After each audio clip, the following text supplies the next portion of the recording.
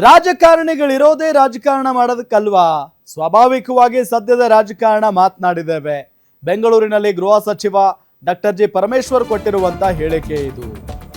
ರಾಜಕಾರಣಿಗಳಿರೋದೇ ರಾಜಕಾರಣ ಮಾಡೋದಕ್ಕಲ್ವಾ? ಸ್ವಾಭಾವಿಕವಾಗಿ ಸದ್ಯದ ರಾಜಕಾರಣದ ಬಗ್ಗೆ ನಾವೆಲ್ಲ ಮಾತನಾಡಿದ್ದೇವೆ ಅಂತ ಹೇಳಿ ಗೃಹ ಸಚಿವ ಡಾಕ್ಟರ್ ಜಿ ಪರಮೇಶ್ವರ್ ಮಾತಾಡಿದ್ದಾರೆ. ಸದ್ಯದಲ್ಲೇ ಮುಸ್ಲಿಂ ಅಸಮಾಧಾನ ಎಲ್ಲ ಸರಿ ಹೋಗುತ್ತೆ. ಚುನಾವಣಾ ಫಲಿತಾಂಶದಲ್ಲಿ 2 ಕ್ಷೇತ್ರಗಳಲ್ಲಿ ನಾವು ಗೆಲ್ಲುತ್ತೇವೆ, ಅಂದರೆ ದಾವಣಗೆರೆ ಮತ್ತು ಬಾಗಲಕೋಟೆ.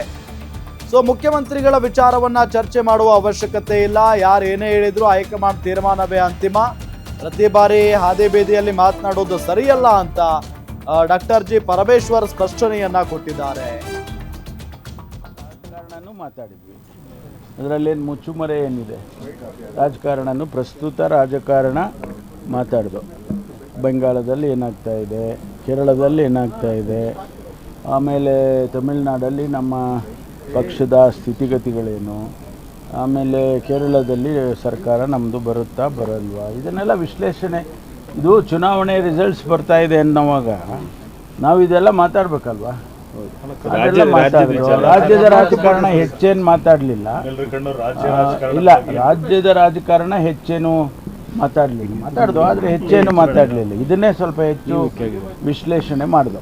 ಮುಖ್ಯಮಂತ್ರಿಗಳ ವಿಚಾರದಲ್ಲಿ ಚರ್ಚೆ ಮಾಡುವ ಅಗತ್ಯ ಇಲ್ಲ. ಪದೇ ಪದೇ ಅದನ್ನೇ ಹೇಳ್ತಾ ಇದ್ದೀವಿ, ಆದರೂ ನೀವು ಕೇಳೋದಿಲ್ಲ.